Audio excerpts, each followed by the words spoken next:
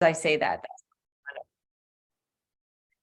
So want to talk about first, I was on a call with Greg, and Greg, if you are not sitting next to sleeping children, feel free to come off mute and share this tip, because this was Greg's idea. We were going through the new report builder features and report locker, and he came up with a plan for how he's going to use one of the agenda components to just make his life a little easier and kind of create some canned responses that he wants to use across all clients. So I'm going to grab one of my existing templates, and I'm just going to add a new component. I'm going to add a blank agenda. And I'm going to go ahead and move it to the top. I've clearly done this before. And inside the blank agenda, I'm just going to add some generic content. So moving to cloud services, and I will write a paragraph here about why this is important. And a long-term savings, etc. I'm going to do another one around MFA already, value of why you need to MFA, etc. And I'm saving this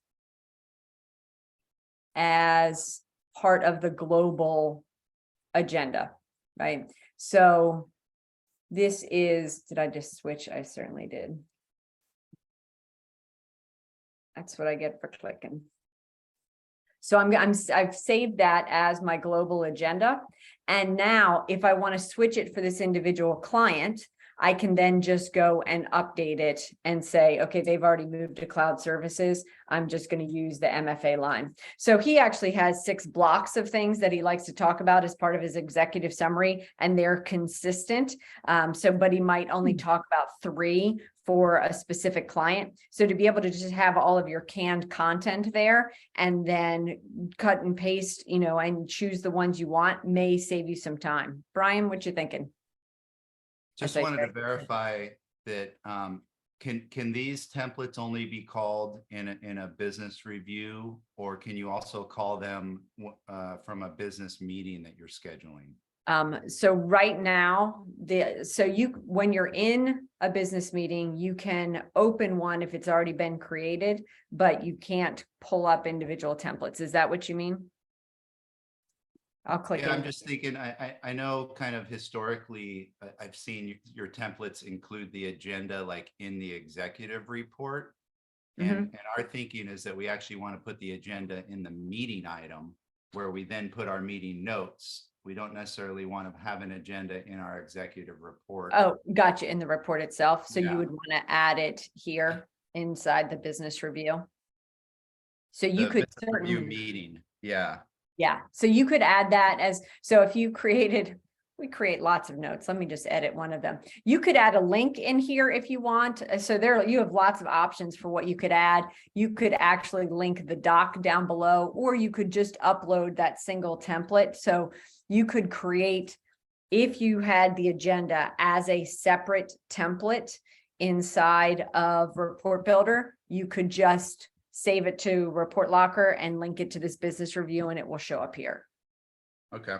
Yeah, our idea is we're probably just going to put the agenda in as the first note for now, because we want a quick view. Like as we're adding other notes, we want to be able to kind of look at the agenda, right? So we want it all on the same page.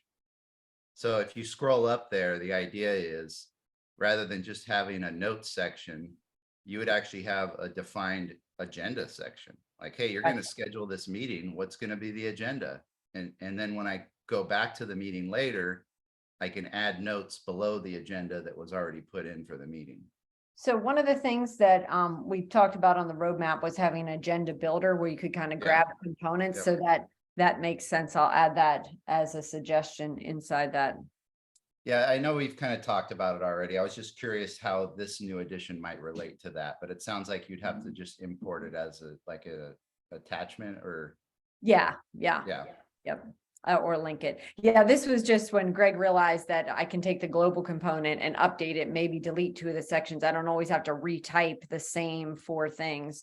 As a side note, I went to ChatGPT right before this call and said, okay, ChatGPT, give me 2 sentences on why I want to move from hardware to cloud services. And it gave me 2 pretty reasonable sentences that you could cut and paste into that agenda builder if you're so inclined. So ChatGPT has an opinion on that. No surprise there.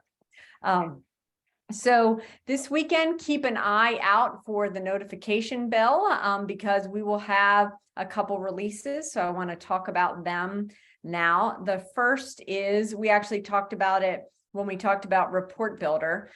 We talked about adding 2 new dashboard tiles. I don't have access to the site, so I'm just showing you the documentation. But we're adding a single dashboard tile with a couple views. So now on the dashboard, you will be able to see anything that's been added to the report locker in the past 30 days, and you can toggle it. So you can see there's a list view or sort of a layout view. And then you can also see each of the sections and the number of reports that are in there. You can drop down and access those reports, etc.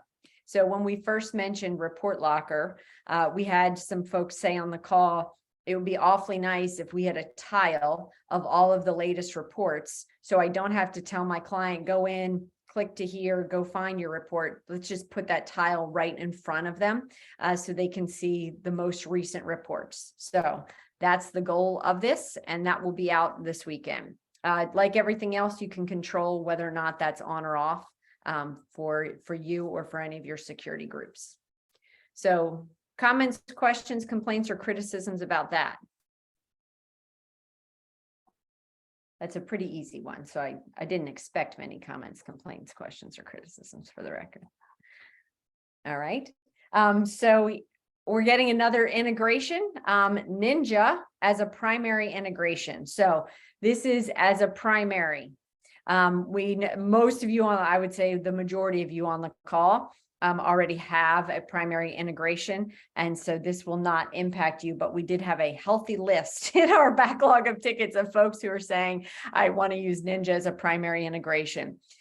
Some unique pieces of Ninja is Ninja pulls over assets and contacts, but does not have the ability to pull over tickets.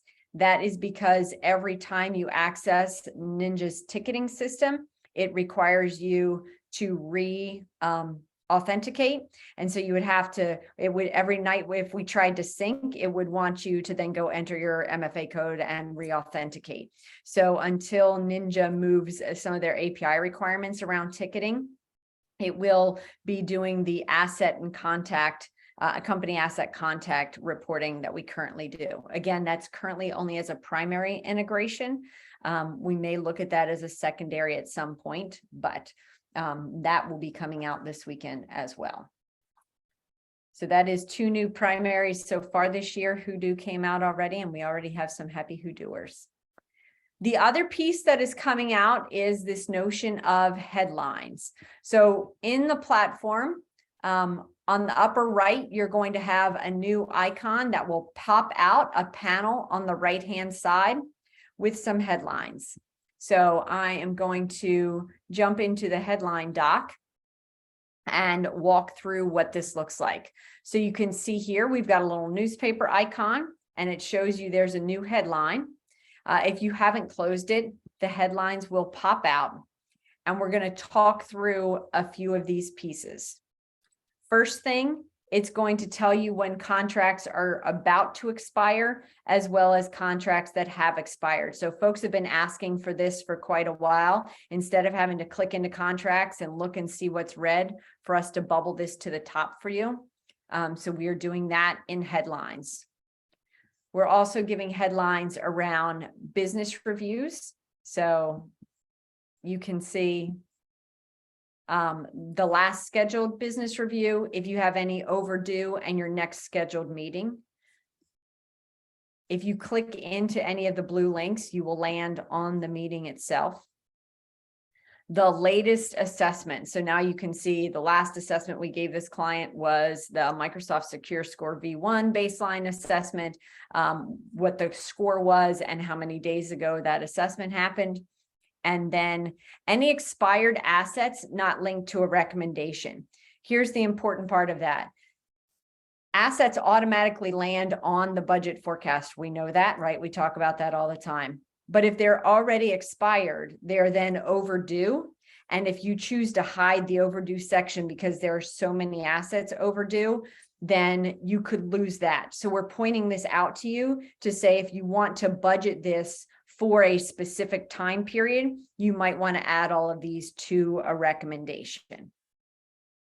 So that's the other headline that is, that'll be on that initial kind of newspaper page when you log in. Some things with this, some questions folks have asked us about this is, we would like notifications on some of these, right? We would like to see some of these and not see some of these. So some of these might be more important than others. So this is our first step of giving sort of more notifications around this. So in the future, we're thinking you'll be able to subscribe to a notification and say, I want this notification always in my headlines, and or I would like this notification to come to my inbox. Brian, what you thinking? One of the things as I'm looking through our assets with this life cycle management policy, that I'm realizing are probably going to be something that we have to give some leniency to are printers, right? Yeah. It's like, yeah. So I'm wondering if you're going to have this reminder kind of letting people know, hey, these haven't been linked to a recommendation. Is there a way to kind of say, ignore this device, ignore the fact this isn't linked? Like, we know this needs to be replaced, but the client just wants to run it into the ground. I hear that all the time about printers. Yeah. So I'm thinking we don't have that yet. So right out of the gate, it's going to show the printers as well. But I'm thinking in asset type policies in the same way that we don't want to count printers in our data quality score, Okay. but we should add the ability to, like, I also don't care about notifications on these types of devices. So we'll have to add that as an enhancement request. Jeff, I don't know if that one made sense, but if I forget to talk about it on Monday, I think that's a reasonable ask for that.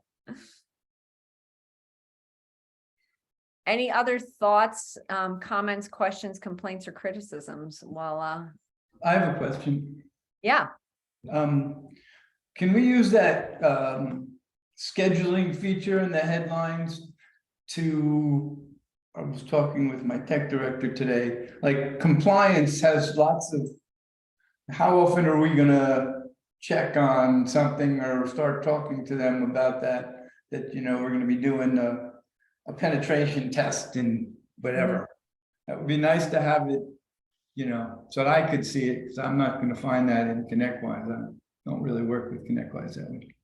So this is for sure our first step in trying to give some reporting around that to bubble to the top what you would want. So are you thinking, so I've had a couple requests recently, and I'll be curious if this aligns to either of them. One is in the scheduler view, people would like the ability to say, okay, I've got a calendared business review meeting, but I might also want to add an icon for a pen test meeting or, you know, a pen test review, et cetera. Is that what you're thinking, to be able to see it here or in headlines to say, it's been so long since you've had an assessment called pen test?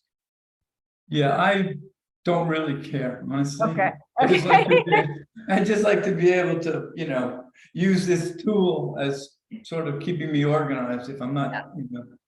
So it is I'm glad you brought this up, Jim, because I think we could even tie this to kind of the idea around assessments, because we were trying to think through this process, right? We're doing a baseline assessment for our clients, and then we want to do that once a year. We want to be updating it. Right.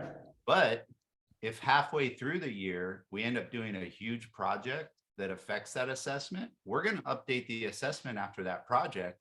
And then we're not going to want to update the assessment again 6 months later. So really what we want is we want to make sure that the latest assessment never ages more than 12 months, right? We never have an assessment that's gone more than 12 months old. And then to Jim's point, the idea that there's reminders that things need to be done on an interval that aren't necessarily associated with a client meeting. And does that make sense to do as a recurring ticket in the PSA? Or is it something that's more client success VCIO, where it makes sense to get a reminder first about it in LCI and then make a decision about whether or not a ticket gets created for it, right? Yeah. And I think the assessment piece for sure is the first one we will be bubbling up, because that, and I saw a couple of you joined right after I showed this. So I'm talking about the release that's coming out this weekend. We have headlines that are going to pop up. William's like, oh, always some new features. So these headlines that will pop up include expired contracts and contracts coming due. It will tell you when your last scheduled business review was, if you have any overdue, and your next scheduled meeting. The one we're talking about now is, what will the assessments show us? So it's going to say your latest assessment was this, you had a baseline score of that, and the assessment was completed, 38 days ago from Jeff. So are there others you would want to get notified if something, I mean, it's going to tell you the most recent one regardless. But I'm hearing you say that you would like a different trigger of something hasn't, we weren't actually thinking of something hasn't happened in a year. We were going to say it based on the cadence, right? You haven't had a business review in a quarter for a quarterly client, but you haven't had a business review in a year if you've set them as a yearly client. Am I making sense? Okay. Yeah, the case I brought up with the 12-month, the rolling 12-month wasn't necessarily for the business review meeting. Like that should happen every year on a regular cadence. Yeah. It was more for when was the assessment last updated, right? Yeah, And if well, you and we've haven't definitely updated it- talked about yeah, that. Like the yeah. assessment itself, you need a reminder. Yeah. Yeah.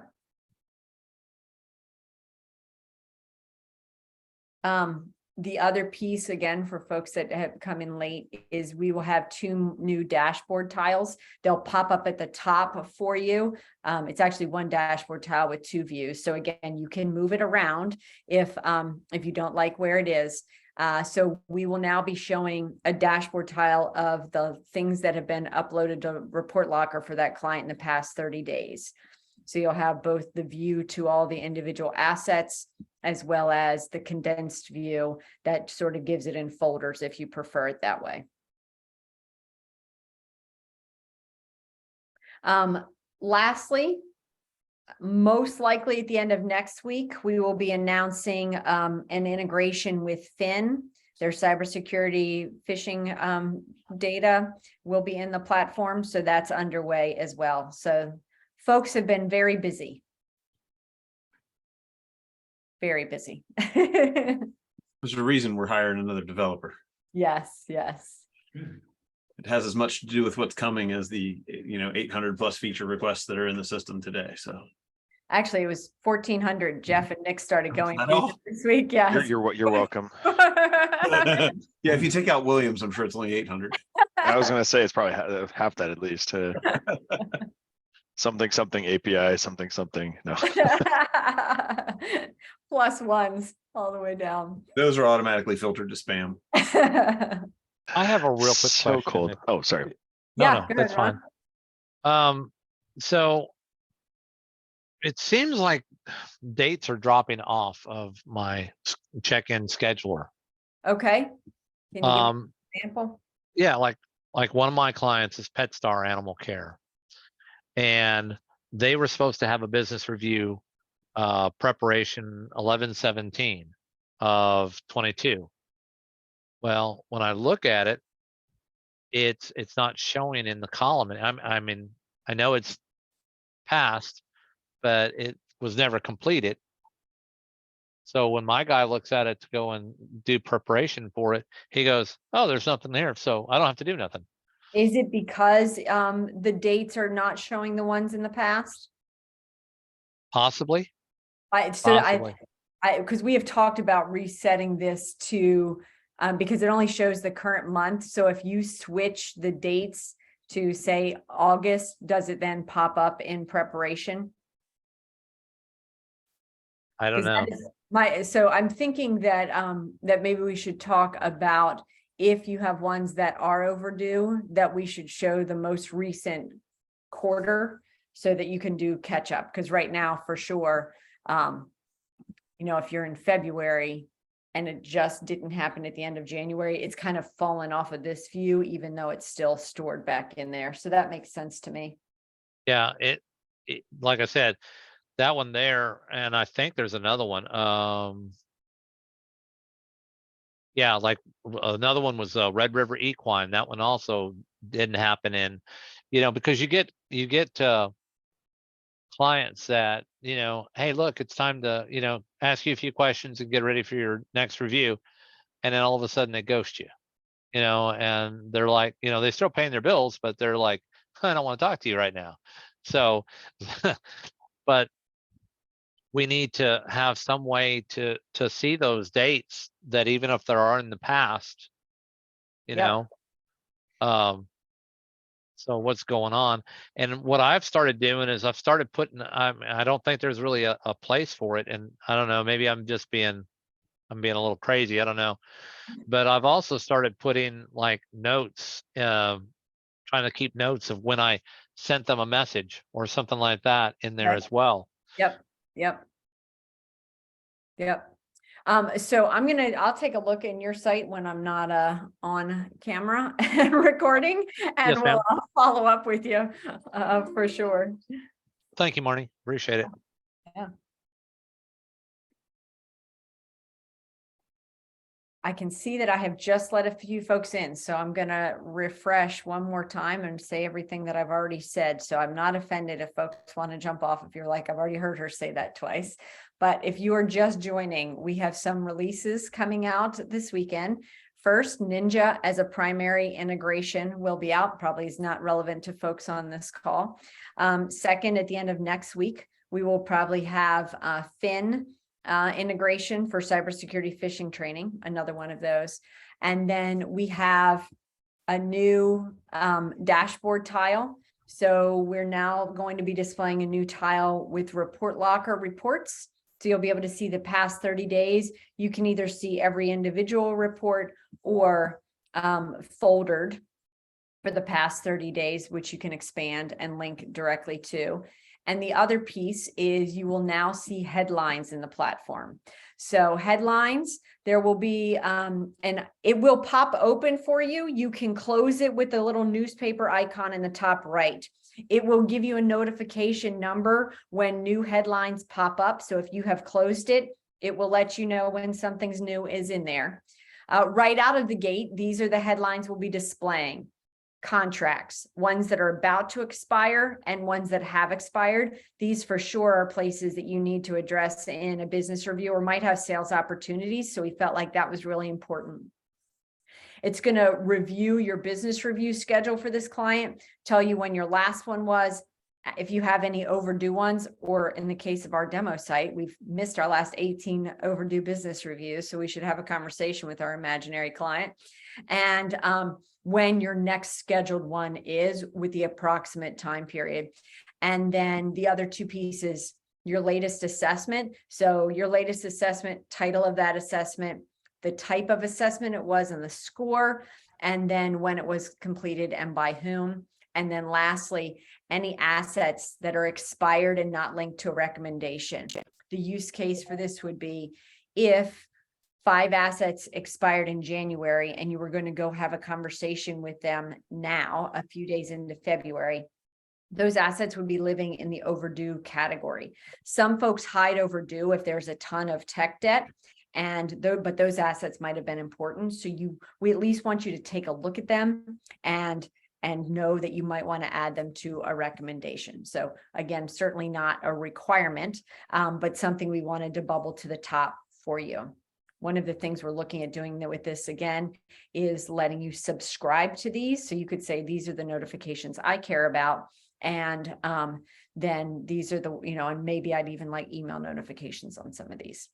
The other piece of this is we want to develop some reporting across all of your clients so you could quickly see, okay, I've got this many contracts across all clients that are expiring, et cetera.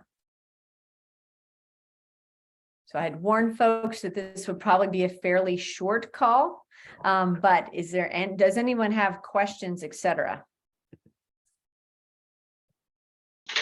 Hey Marnie, it's Greg. I saw you do something that I'm embarrassed to say I don't think I understood was a thing. Can you go back to where you're in the scheduler view and you had like a row of multiple tickets attached, I think there?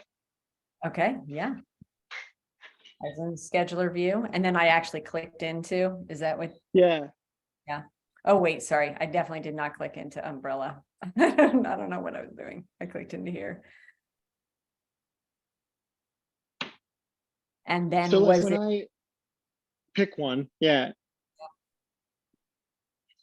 So under meeting notes, I did not know you could attach multiple tickets there. oh, yeah. Yeah. So the top level ticket is where folks are typically tracking time on the business review. And then the meeting note tickets are typically where folks are saying, I follow up from the meeting as this needs to be done, that needs to be done, et cetera. I've been Yep. handling that in my own notes outside of this. That'll be much simpler. Thank Wow. You bet. Since you had the first tip of the call, I feel like it's Sure. good that we were able to give back. you. Yeah, thanks. Yeah, that's awesome. I had a quick one. In the data quality, you were able to like filter and ignore certain Yeah. types. What screen was that under? So account settings, asset type policies, and then you'll have to actually, you can't click on this screen. You have to actually go into the asset. Typically the place we see it is printers, and folks will say, I don't care about, don't tell me if my printer is past end of life date. As a matter of fact, we're seeing more folks distinguish between managed printers and just $100 printers, so that they categorize them differently. The managed printers we very much care about versus the little standalone $100 printers we want to ignore, and that we just keep petty cash to go pick one of those up, type of thing. Makes sense. I appreciate it. Thank you. Yeah, absolutely. I would love it if I click some more mystery buttons. We do, William said we release enough fairly quickly that I feel like Easter eggs sometimes. I'm taking that tip from you. I like that idea, managed versus not. Yep. Because the managed ones, you've got a contract on, right? There could be upsell opportunities. There are just other conversations you need to have around managed printers versus like, all right, or they're more critical to the environment, right? Yeah, you got to keep absolutely. a closer eye on them. Yeah. Yeah. So you don't really want to ignore all printers, just the ones that you feel like throwing out of the window occasionally. Yeah, the ones where the ink costs more than the printer ever did, right? The other part of that, though, I mean, if you just guesstimate an end of life date for them, you'll actually be doing your customer a favor. And I would say I would err on the side of just run through all your printers and go, I think it's about 5 years old, so I'll give them an end of life date 5 years from now, whatever. Put some kind of a date out there. Because if your printer money if you look at it from the budget perspective, if your printer money all loads into that overdue expenses column, at least you can sit down with your customer and say, I know you're never going to replace that printer until it catches on fire. But the day that it does, know that you have no warranty. I may call you one day and say, we upgraded everybody to Windows 11 and there's no driver and you have to throw them all away and you have to spend all the money now. And I'm not making you spend 10 grand today to replace all these printers, but I need you to know you have 10 grand in technical debt that I may come calling for one day in the future. Well, or it's hey, you've got 5 personal printers. Let's replace these with one office copier. But if you just never talk about them, then it's a surprise to your customer. If you leave that money laying on the budget as a problem, you can always say, I know you're not going to spend the money on it, but I need you to know one day this money will come due. But we should even budget their printing supplies, right? Because if they go from 5 personal printers to a single copier, we should see their printing supply costs go down, right? I mean, that's a tougher one to do just because you have to get individual invoices instead of a recurring contract. But if they have that stuff on contract, you certainly should be able to see it. Well, typically what we do is we bring in one of the printer guys, right? Because that's the world they live in, where it's like the price per print, and they'll calculate that down to a cent for you, right? Yep. And we don't want to get involved 8 in cents that, of a penny for black and white. Sure thing. Yeah. We did a lot of that. I get it. Well, they go over. Yeah, but so I don't know that I want to be doing all the math and but it's more like, hey, here's a potential issue. If we brought a copier guy in here, he could probably tell you how to save a bunch of money, right? That's as far as I would go with it, but yeah. And I would not buy a copier company. Been there, done that. Don't do that. How about those copier companies trying to get into the MSP space? They are coming at you, and they are coming at you with a lot of money behind them. Let me just say that. And they have sales teams, and they know how to sell things. They don't know how to be an MSP. It doesn't matter. They know how to sell things. That's why they're dangerous to you. That's Yeah. back. They don't have to No, know how to that's true. deliver. Once the contract's signed, they don't have to know how to deliver, but they do know how to sell things. And that's the problem, is that, and some of them are just acquiring an MSP whole and keeping the MSP. Like I've seen that in many cases where they buy an MSP and they say, hey, you know what, William, you're going to come work for the copier company and we're going to keep your whole team. And now you can have access to our salespeople and our 3,000 customers and all of that. So they're dangerous to you guys. You should definitely be aware that that is a thing. And I had a local, and when we sold the copier company, we paired up with kind of a local, obviously not technical copier guy who was never going to buy a company, and we had a pretty good relationship. But just know that those guys are out there and that they are a risk. Right? No, okay. Didn't Konica buy a whole like run a whole nationwide MSP? Are they the one, or maybe that was Xerox? I can't remember.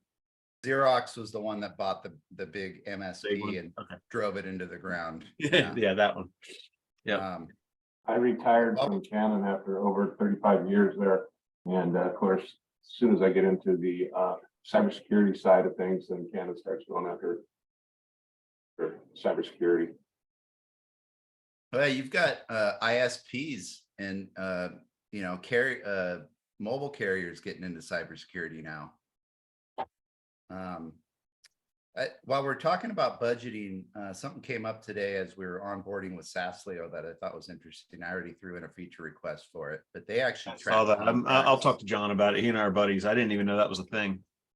Yeah, it's pretty awesome because one of our clients, they've got about 2,000 users, is going to sign up for Sasleo because they have an issue where people are saying, hey, I need this license.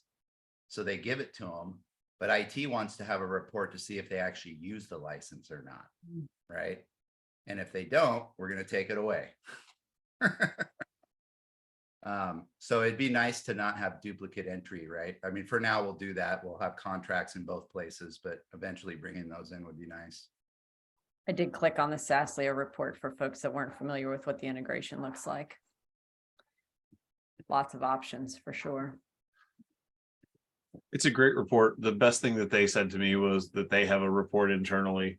I don't think that we pull it, but they do a user offboarding report, which I think is super cool. When you get ready to send it, to terminate a user, they'll show you all the cloud applications that user's logged into in the last 60, 90 days, whatever. And then you can go work with the business owner to make sure, number one, he knew all those applications, he or she knew all of those cloud applications existed, and make sure you have a way to get those folks out of those applications. So starts an interesting conversation for sure. That's great. What? Sorry to interrupt here. What was that application you mentioned? Sasleo. Sasleo. Here, let me pull up the integration page so you can see this one. Top right. And their reports are really pretty too. So I'm going to add to the list too. Let's eventually be able to import their reports into your report locker via API would be nice. Yeah, can't do it by API right now, but can do it certainly with the upload. Yep. Yeah. Yeah, we're using Augment, and would be nice too. I mean, they have all that for applications and stuff, or cloud-based applications, but would be nice that you guys add their 365 piece to it also in Augment. So what does so we've got the user detail and the app summary. Oh, yes, that's right. They have a whole separate module. That's Right. right. Why we use it is it has Duo on it, and I don't, you guys don't show if we got Duo fired up 2FA on a clients and stuff, and they have a Duo integration and stuff, so works out real well. But they would be a competitor against the Sasleo. Right. We looked at both. We went Augment, so. They're both good tools. I like Yeah, them. we like all of the people on all of them. We're very vendor agnostic because we like everybody. And the nerd in me likes both tools, and each one of them does something better than the other. Augment goes out and inventories desktop applications and shows more information and more detail about those. Saslio is building super fast, so I'm sure they'll cover some of those. They're both in kind of a foot race, and it's hard to keep up with the feature set. I don't think you can go wrong with either one. They both give you a ton of visibility that you don't have, and you probably wouldn't buy both. So yeah, it's a tough call. One thing I wanted to ask and kind of throw out there, I was literally on a meeting with them this morning from Saslio, and I brought up the contracting. His comment is, "Oh, I didn't even know they did contracts." And then your comment today was, "Oh, I didn't even know they did contracts." So I'm curious, when you guys do these integrations with new vendors, right? I know you can always go back and add stuff later, but do you ever involve partners that are using both your product and the vendor product to get an idea of what an initial roadmap might look like for a decent integration? Almost always. It's usually how we get the data. They usually come from customer feature requests, and then Yeah. we scan and go through what those look like. But there's 1,000 ways we can integrate with every product, and what we try and boil it down to, our methodology is always, what's the simple information we can get that helps you move the needle. And if you look at like a Saslio or an Augment, we don't have a place where that data really ties into the rest of our platform. So it's really just an ancillary report. We've talked to both of them and are still kind of working on, is there a bigger data point so that you don't have to do just the Saslio report or just a standalone report for this kind of thing. But it's a or rather than worry about making it look just as pretty in Saslio, just connect via API to pull those reports. Yeah, right? it's not always it's not quite that simple. Not that simple. Most of their APIs don't spit that stuff out, and it's really hard for us to ingest some of it. So that's fair. So you'd almost have to do it by email. And no two APIs are the same. Like Huntress's API is actually the only one I'm aware of that will actually spit out a PDF, but we don't have a way to ingest a PDF. If they spit out a Word doc, we'd be able to snatch it and run. So, and they don't have some of the other functionality we need. So with every single one, it's a matter of individually unpacking what they're good at and what they're not good at and what data we can get that's usable. So we're back to the idea of adding incoming email processors to the report locker. No, we are not. You don't want to do that? I thought are not. But Cloud Radial does it. That's fine. Yeah. All right. Then why are you on this? Oh wait, because we know what else they don't do. All right. Would we be able to push a report via Roost to the report locker? There's still no way to grab it. Like, it's just a matter of the ingest and export method. So we're But I working can on. ingest it with Roost. Yeah. Well, I'm just. We're talking to them too. I know. Here's There's the thing. conversations happening. If you don't want to do the incoming email processor, which I can understand, right? It's a whole nother headache to deal with. When we look at this Cloud Radial integration down the road, let's bring some visibility to the reports that they're capturing via email in here, maybe as an option. I think you'll see over the next couple of months some traction on some of this, but I don't really know what it's going to look like at this point. So at this point, we agree it's a point to look at, but you see what our roadmap looks like. We've got our hands full. Here's the real value and the why behind it. And you brought it up, right? I should have known. You reminded me. APIs aren't fully developed like they should be. So you're limited, right? But you still have a need that you need to be able to collect artifacts on a regular basis, reporting from certain systems that you consolidate in a single place, right? Especially when it comes to security frameworks and proving controls. So there's going to be a point in time where you're going to have to support some sort of automated way to bring in artifacts from outside sources into lifecycle if you're going to be also doing assessments, right? Yep. Yeah. Okay. Trust me, all that's being worked on. We're looking at ways to handle that. But as you can see, the roadmap's busy. It's not like we're sitting over here not doing anything. I'm not complaining, by the way. I don't want you to take that. You're totally complaining. No, that's fine. I get it. And it's good to hear what is a priority to you guys. I think that's valuable to us. That's why we have these calls. So, we expect you guys to push, and we'll push back a little bit where we need to. That's how good relationships work. Absolutely. All right. Anything else then? I will stop sharing. As always happens, like I said, I'll come with 5 minutes of content and we'll chat for 45, but that's good because that means we're getting feedback and it's not us just delivering. So much appreciated. And we will see you all next week, unless you're in Chicago without, although I guess you'll still be back by Friday. So have good ones.